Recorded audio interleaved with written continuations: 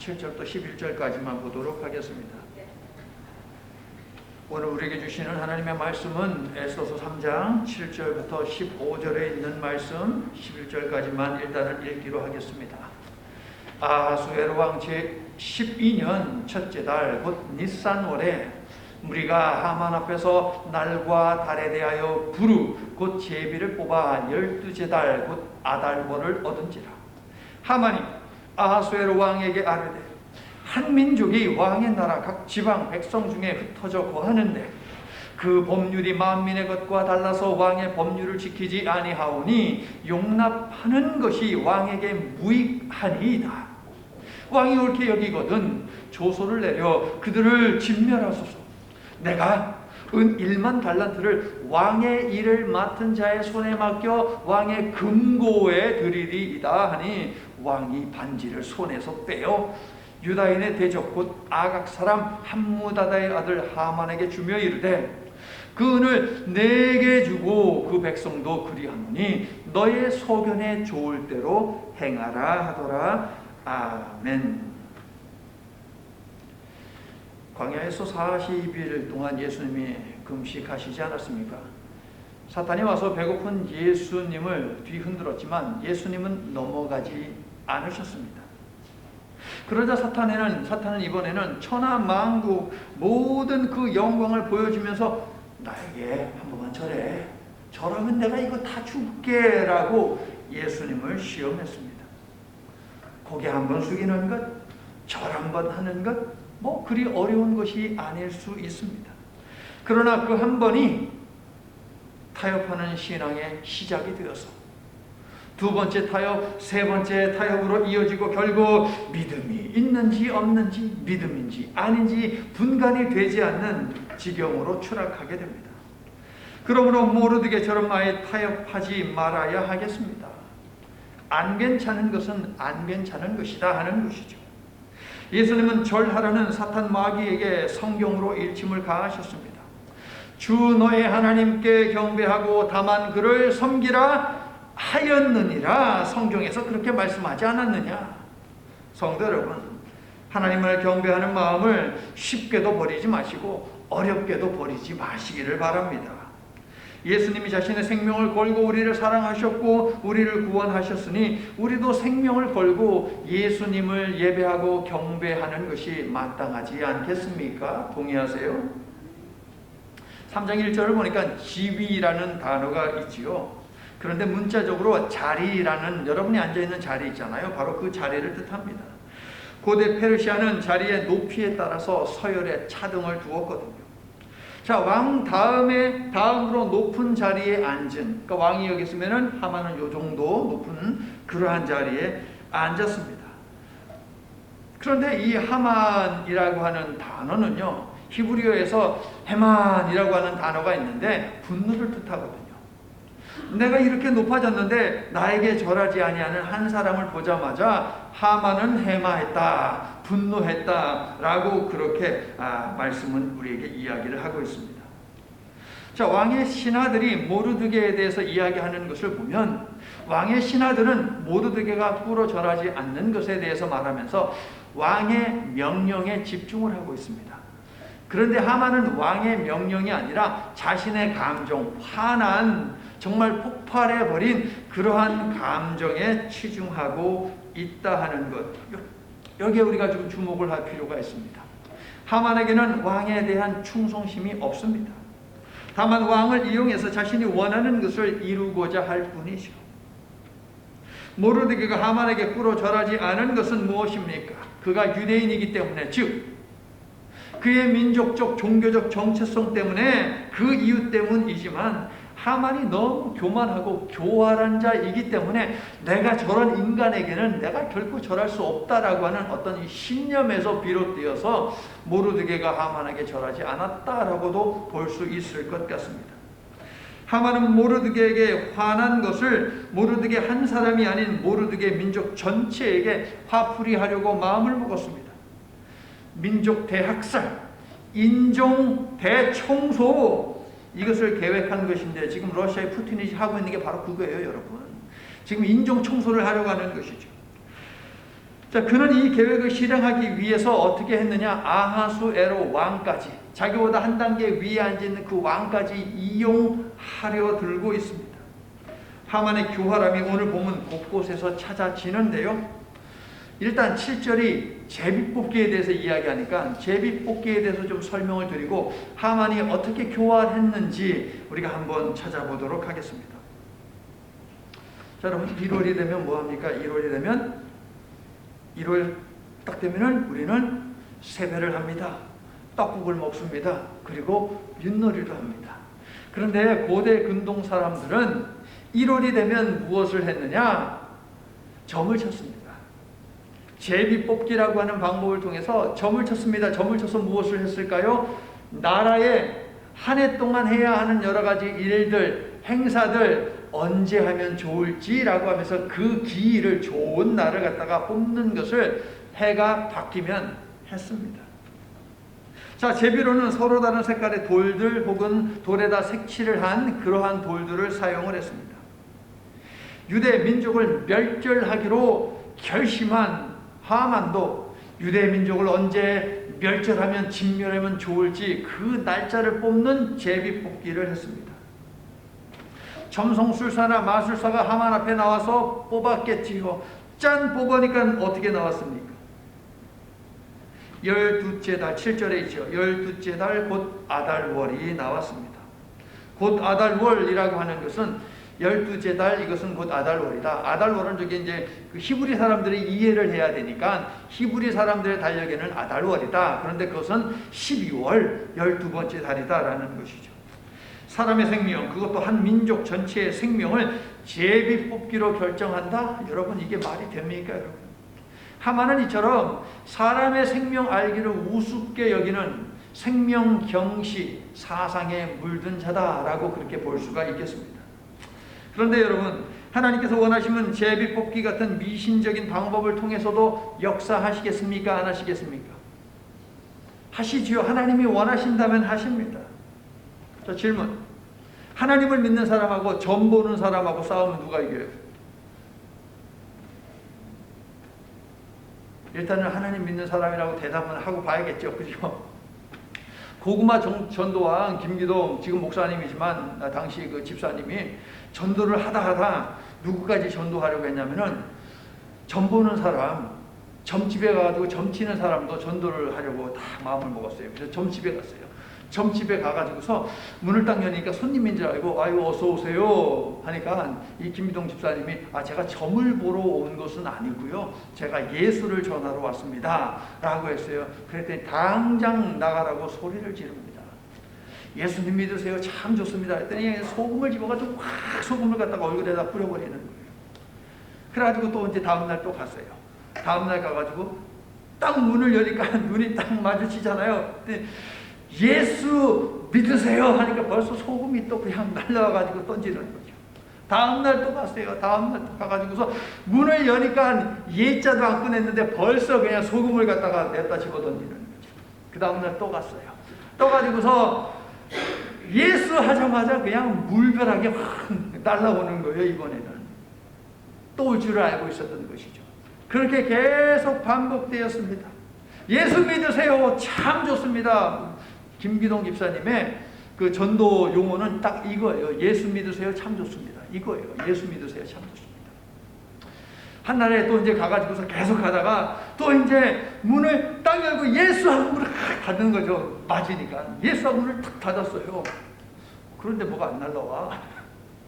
그래가지고 다시 문을 딱 열고 예수 하고 또 문을 닫았어요. 그랬더니 또 아무것도 안 날라와. 그래서 문을 딱 열고 하려고 했는데 들어오세요. 들어오세요. 그래가지고 그 점치는 사람을 전도했다는 것 아니겠습니까, 여러분? 다시 이제 질문 드릴게요. 점치는 사람, 점 보는 사람하고 예수 믿는 사람이 이기면 누가 이긴다? 예수 믿는 사람.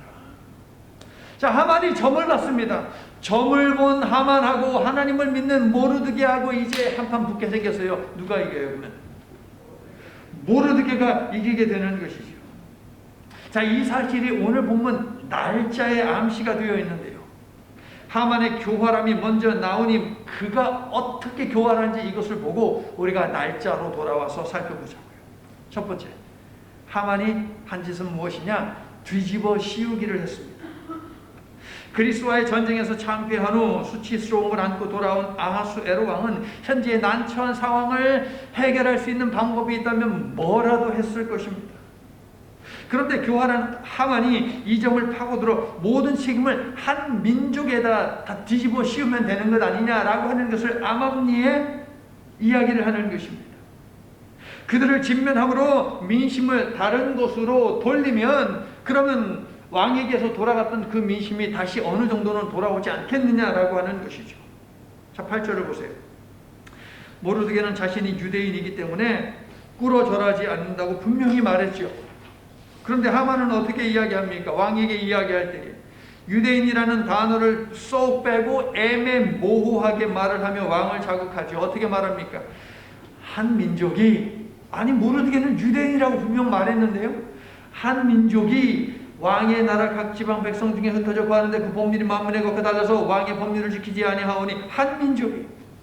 아하수에로는 얼마 전에 암살될 뻔하지 않았습니까? 지금도 왕을 죽이려고 하는 자들이 많아요. 결국 아하수에로는 암살당해서 죽거든요, 여러분. 그러니까 암살의 위험에 늘 노출되어 있었던 것이에요. 그런데 왕의 법을, 내 법을 지키지 않는 민족이 있어? 라고 하는 이 말을 듣는 순간, 이 말이 마음속에 탁 들어오는 순간 어떻게 될까요? 당장 그 자들을 갖다가 없애버려야 되겠다. 안 그러면 내가 죽게 생겼는데? 라고 하는 생각을 하지 않겠습니까? 한 민족. 자, 이것은 여러 민족들 가운데 하나라는 것이죠. 별로 중요하지 않은 민족이라는 말입니다. 이름 없는 민족처럼 정체성도 없고 뿌리도 없는 민족인데다 흩어져 사는 별로 존재감이 없는 그런 민족이니까 이런 자들을 멸종시켜서 제국의 본때를 보이지 않는 식으로 부추기며 말하는 것이죠. 자, 명분이 확실합니다. 왕의 법을 따르지 않았으니 이처럼 더 확실한 명분이 어디 있습니까? 이러한 자들을 막 그냥 척결하고 죽이게 되면 백성들의 시선이 누구에게 가겠어요? 유대인에게 가겠죠.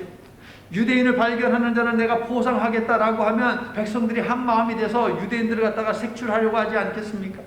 그러면 왕을 향해서 원망의 마음을 가지고 있었던, 화가 나 있었던 그 백성들의 마음이 왕에게 어느 정도 돌아갈 수 있다라고 하는 것이죠.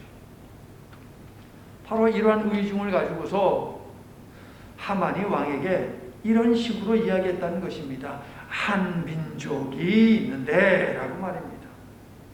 하만이 염두에 둔 이 민족이 전멸당해야 마땅한 이유는 무엇입니까?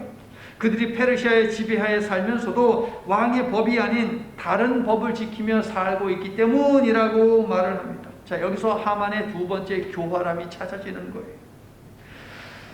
광대한 땅을 통치하고 있는 페르시아이기 때문에, 페르시아는요 다인종, 다민족, 다문화, 다언어, 다 종교 제국이에요, 여러분. 그래서 각 민족의 언어와 풍습과 종교 등을 인정하는 정책을 펼 수밖에 없었습니다. 그러므로 페르시아의 법이 분명히 있지만 각 민족마다 자기들이 가지고 있는 법도 있다는 것이죠. 그들 나름대로의 종교법도 있을 것이고 그들 나름대로의 도덕법도 있을 것이고 있다는 거예요. 그러므로 페르시아 제국의 법을 1차적으로 지키더라도 각 민족만의 법이 있을 수밖에 없습니다. 왜냐하면 페르시아가 그러한 정치를 했기 때문에. 하만이 이러한 사실을 모를까요? 알지요, 여러분. 페르시아는 다인종, 다민족, 그리고 다종교, 다 언어 국가이다 라고 하는 것을 왜 모르겠습니까? 그런데 알면서도 불구하고 마치 자기들의 법을 지키기 위해 왕의 법을 무시하는 민족이 있는 것처럼 교묘하게 말을 하고 있는 것이에요. 자, 그러면 하만이 말하는 유대인만의 법은 무엇일까요? 유대인들이 미국 땅에서요 가장 많이 모여서 사는 곳이 어딘지 아세요, 여러분? 뉴욕 브루클린입니다. 브루클린 가면 유대인 타운이 있어요. 그래서 거기에서는 비즈니스 하려면 유대인들이 원하는 식으로 해야 돼요.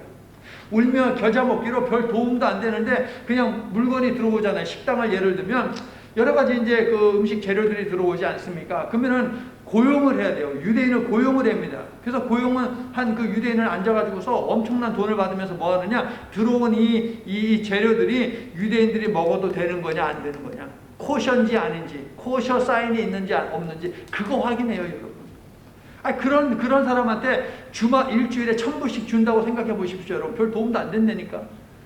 그런데 그게 유대인들이 모여 사는 것은 굉장히 중요해요. 그리고 브루클린에 가면 유대인들만의 그 전통적인 복장이 또 있어요. 유대인도 무슨 뭐 보수가 있고 중도가 있고 또 개혁적인 사람이 있는데 사람들마다 여기 그 구렛나루 있죠? 이것을 기르는 것이 다르고 길이가 다르고 수염도 다르고 모자를 중절 모자를 썼느냐 아니면 빵 모자 하나 엎었느냐에 따라서 이 사람들의 성향을 갖다가 볼 수 있거든요. 그러니까 브루클린에 그렇게 모여서 사는데 이 시대에 수산성이라고 하는 곳이 바로 뉴욕 브루클린과 같은 곳이었어요. 그러면 유대인들이 모여서 사는 그러한 공동체가 형성이 어느 정도 되었을 것이고 거기서 유대인들의 법대로 살지 않았겠습니까, 여러분? 그렇다면 유대인만의 법은 무엇이냐? 아하, 옷차림, 음식 문화 이런 것일 수 있겠다라고 우리는 추정할 수 있어요. 그러나 유대인이 여러 다른 민족들과 다른 것은 무엇이냐? 무엇보다도 여호와 유일신 신앙이에요. 유대인은 다신, 여러 신을 믿지 않습니다. 오직 여호와 하나님 한 분만을 믿죠. 여러분도 그렇죠, 여러분? 그게 바로 유대인이 다른 민족과 완전히 다른 큰 차이인 것입니다. 아람어와 그리스어로 된 구약 성경은요, 모르드게가 여호와 유일신 신앙 때문에 하만에게 꿇어 절하지 않았다라고 분명하게 말합니다. 에스더서에 하나님과 여호와라는 단어는 없지만 여호와 신앙은 분명히 있다는 거예요. 하나님을 믿는 신앙은 분명히 찾아진다는 것이죠. 하만은 유대인들을 어떻게 부르고 있습니까? 흩어져 사는 민족이라고 부르고 있습니다.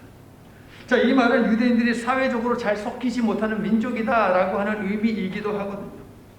왜요?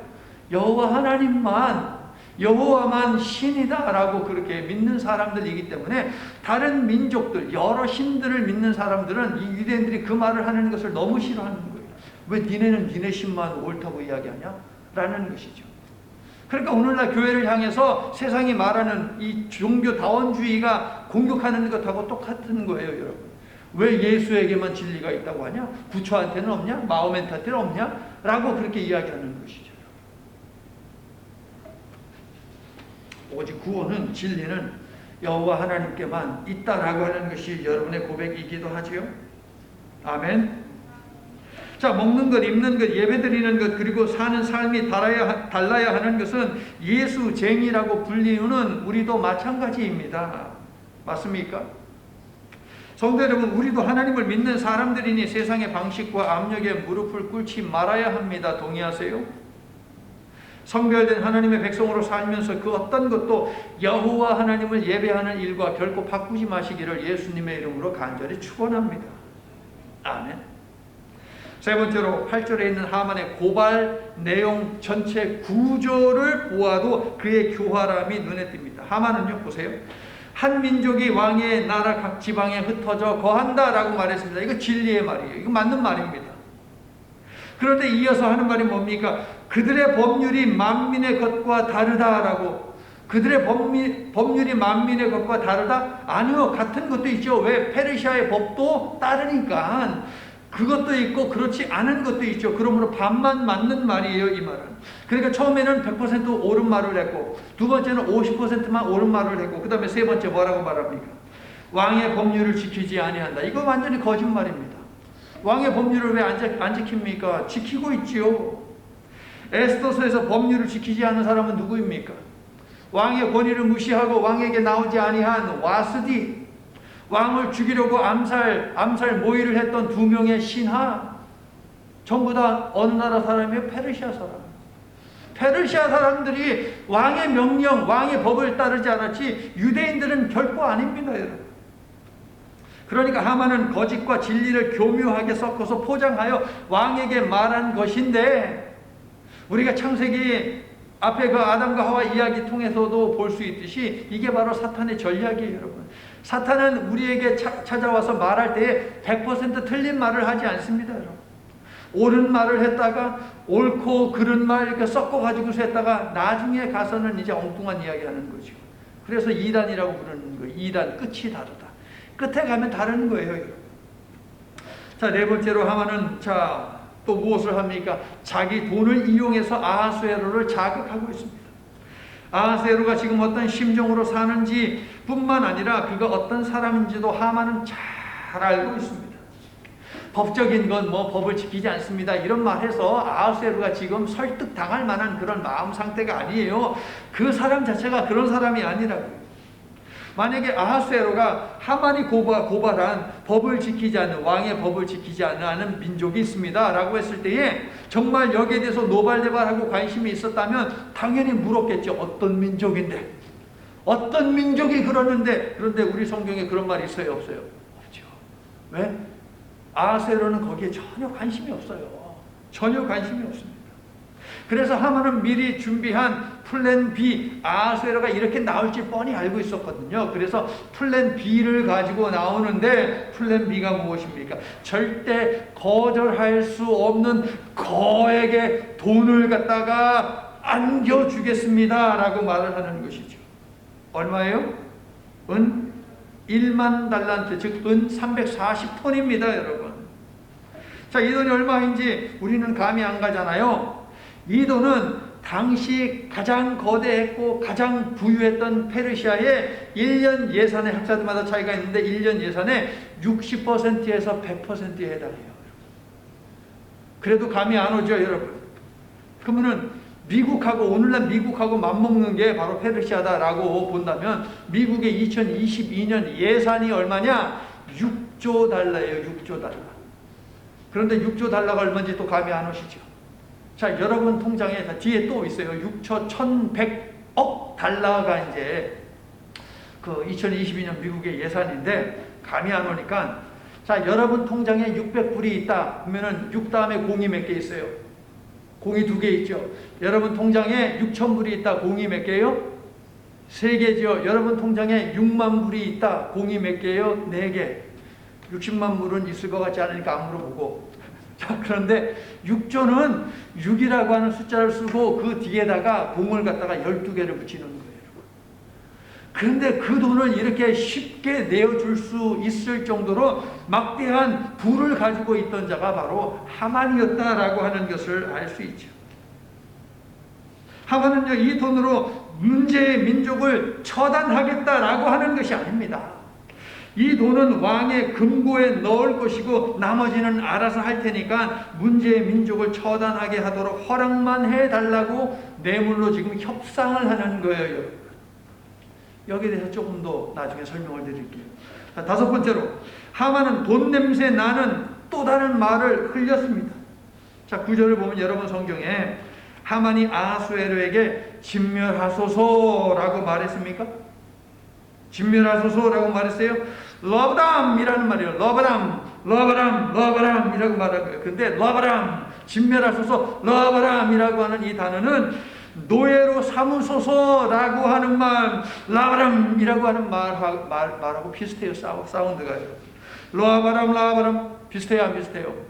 비슷하지요. 그러니까 하만이 어떠한 의도로 지금 이런 단어를 사용한 것입니까? 왕에게 이 민족을 진멸하자는 의도로 말하면서 왕의 귀에는 노예로 팔아먹읍시다 라고 하는 소리로 들리게 지금 말하는 거예요.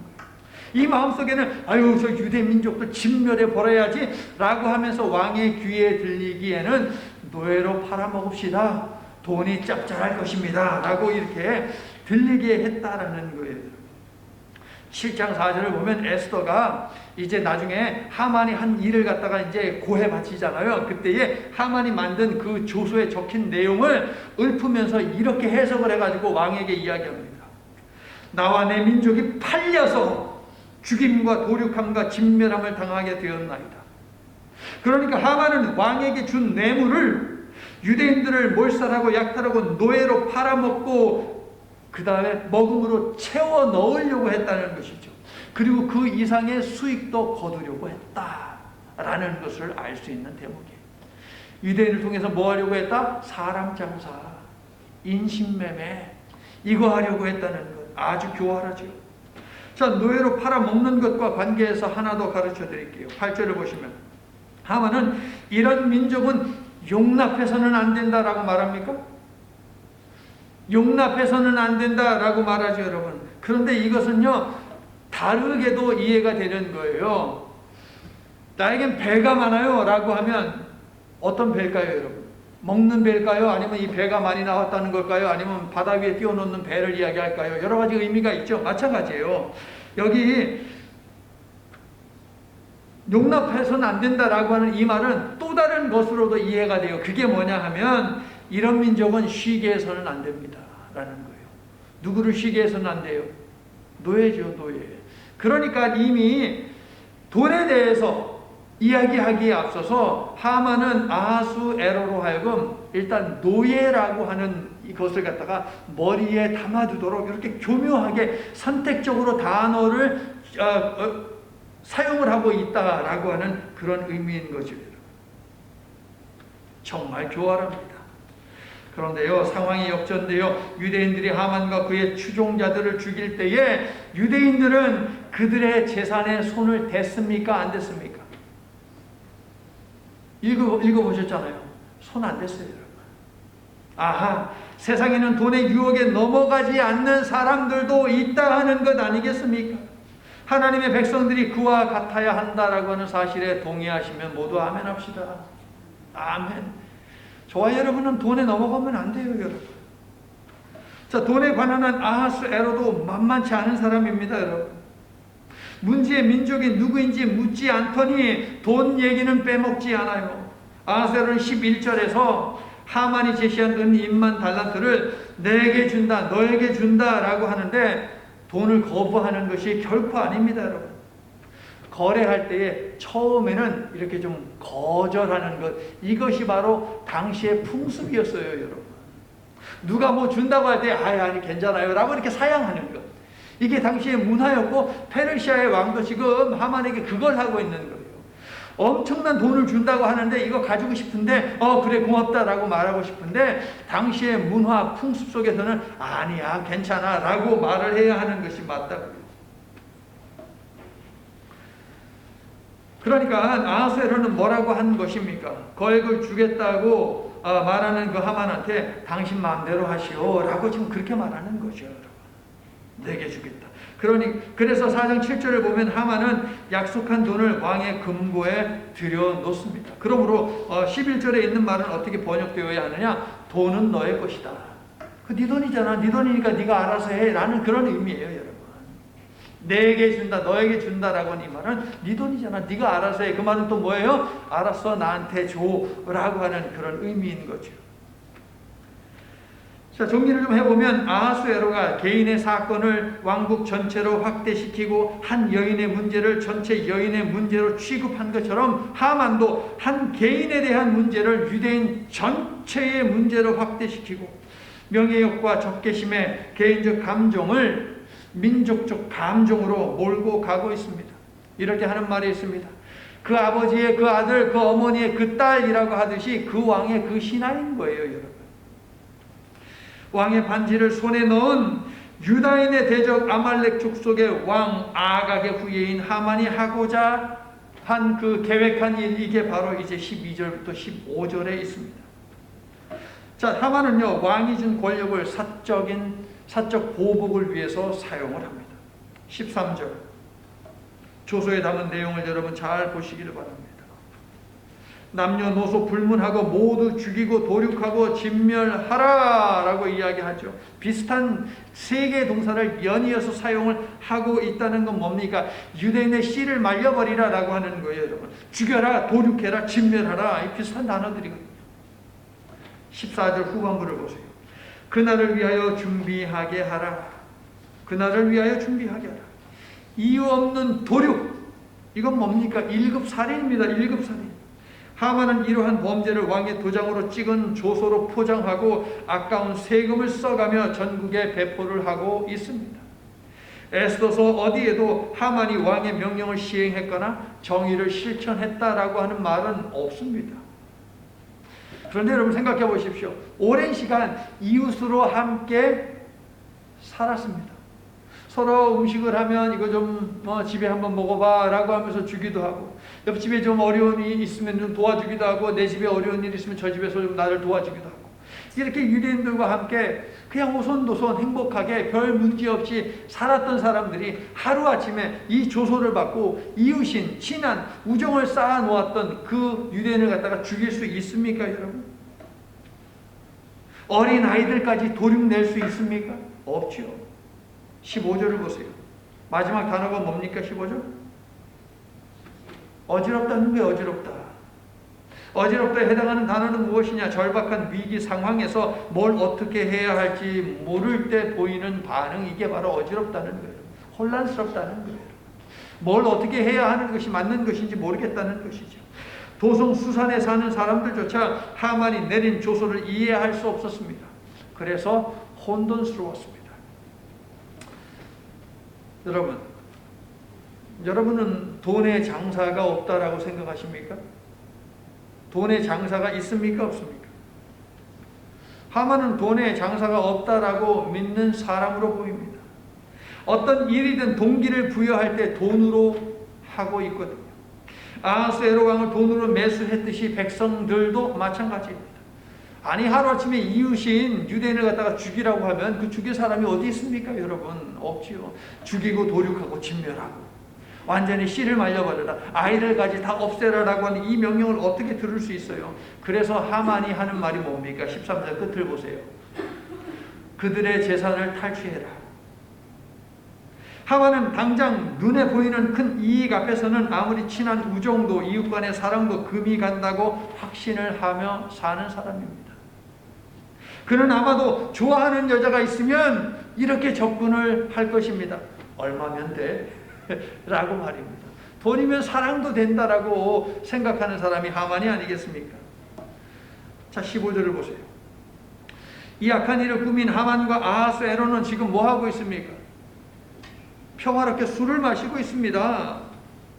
머리로는 물론 돈을 세고 있었겠죠. 정말 교활하고 사악한 자들입니다. 에스더서를 읽는 유대인 독자들은 이제 물을 것입니다. 과연 하나님께서는 자기 백성들이 멸망당하는 것을 지켜보고만 계실까? 포로 생활 이후 세월이 많이 지났음에도 하나님께서는 이스라엘 백성에게 여전히 분노하고 계시는 것일까? 아니면 또 한 번 6월절 구원의 기적을 이루실까? 라고 하는 질문을 했을 것입니다. 자, 제가 지금 6월절 기적이라고 말씀을 드리지 않았습니까? 여러분, 이러한 극악무도한 자의 계획을 통해서도 하나님께서는 역사하신다는 것을 믿으시지요. 하나님의 백성을 구원하시는 섭리는 우리가 하는 모든 일들 속에서 찾아지는데 오늘 본문 속 사건도 하나님의 구속사 속에서 진행되고 있습니다. 특히 12절 날짜를 보세요. 하만이 유대인을 진멸하기 위한 구체적인 준비를 한 날이 언제입니까? 예, 첫째 달 13일입니다. 하만은 기원전, 오늘 우리의 달력으로 기원전 474년 첫 번째 달 정월, 그때 제비 뽑기를 했고 정월 13일에 관료들을 소집하여 조서를 썼습니다. 어떻게? 11개월이 지난 12월 13일에 유대인을 전멸시켜라 라고 말입니다. 조서를 작성하고 역졸들은 그 조서를 들고 127개 지방으로 흩어져 출발을 하는데 그날이 언제냐? 첫째 달, 즉 유대인의 달력으로 니산월이라고 부르는 그 달의 며칠? 13일이었다 하는 것입니다. 그런데 이 날은 유대인에게 아주 중요한 날입니다. 니산월 14일, 정월 14일이 무슨 절기입니까? 유대인 최대 명절인 6월절이거든요. 그래서 바로 다음 날이 6월절이기 때문에 그 전날인 13일, 그때 유대인들은 무엇을 했느냐? 집안 구석구석에서 누룩을 제거하는 일을 했고요. 6월절 끝나면 바로 그 다음 날부터 계속해서 무교절이 시작되는데 그때는 무슨 빵을 먹어야 돼요? 누룩이 들어가지 않은 빵을 먹어야 됩니다. 그래서 그 누룩 들어가지 않은 무교병도 만듭니다. 예비한 6월절 어린 양도 잡지요. 6월절과 무교절 축제를 준비하느라 아주 바쁜 그 날에 하만이 조서를 쓰고 그 다음에 역졸들을 보냈다 하는 거예요. 자, 여러분 성경 2절 첫째 달 13일 여기다 한번 적어보세요. 뭐라고? 6월절 전날. 이게 아주 중요한 포인트입니다. 첫째 달 13일, 이것은 바로 6월절 전날입니다. 자, 적어놓고 머리에 여러분들 쏙 넣어보시기 바랍니다. 6월절 전날에 유대인을 죽이기로 작정했습니다. 그러니까 뭡니까? 또 한 번 6월절에 놀라운 구원의 기적이 일어날 것을 유대인들은 기대하게 될 것입니다. 6월절 전날에 바로 이런 일을 했으니 말입니다. 성도 여러분, 6월절은 이스라엘의 최대 명절인데 6월절이 제정된 배경에는 무엇이 있느냐? 피가 있습니다. 피 흘림이 있습니다. 피가 철철 넘쳐납니다. 여호와를 대적한 자들의 자식을 죽이기 위해 그들의 피를 흘린 날이고, 여호와의 백성들을 살리기 위해 어린 양의 피를 흘린 날, 이 날이 바로 6월절이죠. 이날 이스라엘은 자식을 잃은 이집트 부모들의 통곡을 뒤로 한 채 기쁨의 찬양을 부르며 억압의 땅을 탈출해서 약속의 땅, 축복의 땅을 향하여 행진했습니다. 그날이 바로 6월절입니다. 멸망과 구원이 6월절에 동시에 있었던 것이죠. 유대인의 구원을 기념하는 이 6월절 전날, 유대인의 진멸을 위해 제비를 뽑고 유대인을 죽이고 도륙하고 진멸하고 그들의 재산을 빼앗도록 준비하라는 조소를 내리고 페르시아 왕국 전체에 알렸습니다. 누가요? 하만이요. 어떤 자입니까? 6월절의 능력을 막 체험한 출애굽 백성의 첫 전쟁 상대인 아말렉 족속 왕족의 후예인 하만. 사무엘이 너무나 분노해서 죽이고 토막까지 내버린 아말렉 족속의 왕의 후손 하만이 바로 이 짓을 했습니다. 아각도 죽었습니다. 아말렉 족속 출애굽 백성들에게 완전히 참패했습니다. 어떤 결과가 나올지 우리는 충분히 상상해서 그려낼 수 있겠죠. 그게 바로 6월절 전날 첫째 달 13일이 우리에게 주는 은혜의 암시인 것이죠. 성도 여러분, 사람이 제비를 뽑더라도 이를 이루시는 분은 하나님이심을 믿습니까? 자, 읽어주세요. 우리 인생은 운명이 아닌 하나님이 정하십니다. 주의 백성된 우리의 삶은 운명이란 것에 의해 결정되지 않습니다. 여러분, 하나님에 의해서 결정됩니다. 아멘이세요? 정해진 운명이라는 것이 만약에 있다면 그것은 무엇이냐? 하나님께서 주의 백성된 우리의 인생을 결정하신다라는 것이 바로 운명입니다. 여러분. 유일한 운명이에요. 하만과 점술가는 이스라엘의 운명을 결정짓는 점을 쳤는데 하나님은 그 점괘의 결과로 오히려 그들의 운명을 결정지으셨으니 할렐루야 아멘이죠. 아멘. 기가 막힌 하나님인 것이에요. 여러분. 하만은 11개월 후면 유대인들이 이 땅 역사에서 완전히 사라지고 자기들은 이 땅에서 영원히 살 것이라고 확신했겠지만 이날은 사악한 계획을 한 자들이 망하고 주의 백성들은 구원받는 날이 될 것입니다. 그러므로 11개월의 준비 기간은 무엇입니까? 하만과 그의 수하들에게 유대인을 척결하기 위한 충분한 공작 기간이지만 동시에 그들의 업무가 무산될 수 있는 충분한 기간이기도 하다는 거예요. 여러분.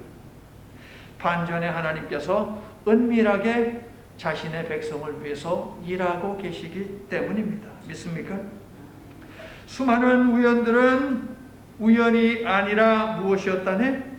하나님의 섭리였다네. 세상에서의 절망은 하나님의 뭐다? 시작이라네. 이 하나님을 믿으니 아무것도 없으나 모든 것을 가진 것이라네. 할렐루야. 이제 말씀을 마칩니다. 무고한 한 민족 공동체를 죽이는 일, 몇 마디 말과 돌멩이 몇 개로 간단히 결정하는 하만과 아하수엘은 세상의 악을 대변하는데, 성도 여러분, 하나님의 백성들은 끊임없이 위험에 노출되어 있음을 알아야 합니다. 베드로는 세상 속에서 믿음을 붙들고 살아가는 성도들을 향해 너희 원수 마귀가 우는 사자같이 삼킬 자를 찾고 있으니 근신하여 깨어 있어야 하며 믿음으로 굳게 서서 대적해야 한다라고 가르쳤습니다. 자, 그런데 여러분, 대적하다라고 하는 것은 공격하라는 의미가 아닙니다. 강하게 방어하라라고 하는 단어가 바로 대적하라라고 하는 단어의 뜻입니다. 마귀를 대적하는 방법, 세상의 악한 세력에서 스스로를 방어하는 방법, 이것은 무엇입니까? 말씀 위에 굳게 서는 것 외에는 없습니다, 여러분. 그래서 예수님께서도 시험을 받으실 때에 말씀이 이렇게 이야기하지 않았느냐, 말씀이 이렇게 이야기하지 않느냐, 말씀이 이렇게 이야기하지 않았느냐라고 하신 것이지요. 그러므로 잠언서 16장 33절을 펼쳐서 도대체 무슨 이야기를 하고 있는지 우리가 좀 보자고요. 잠언서 16장 33절.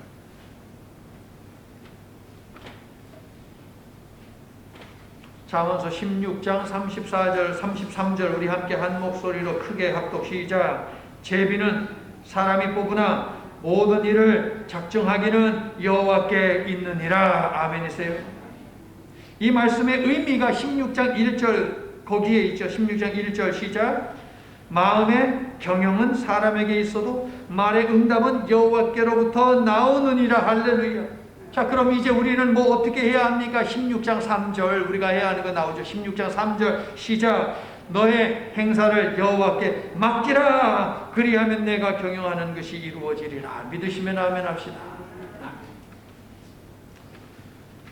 우리의 인생은 운명이 결정하지 않고 하나님이 결정하신다.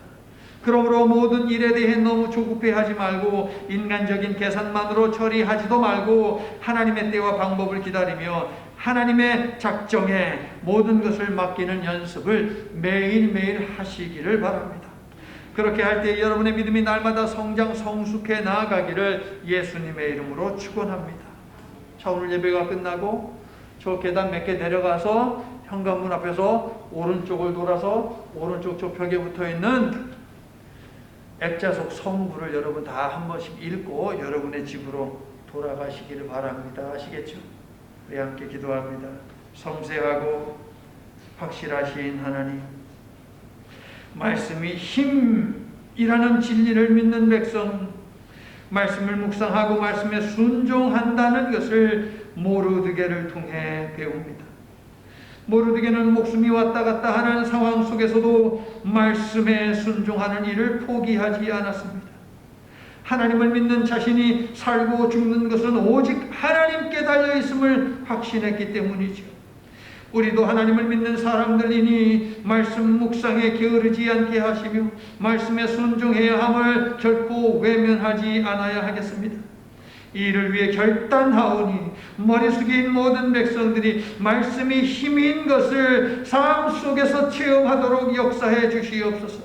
우리의 모든 시간표를 주장하시는 예수님의 이름을 의지하여 기도드립니다. 아멘.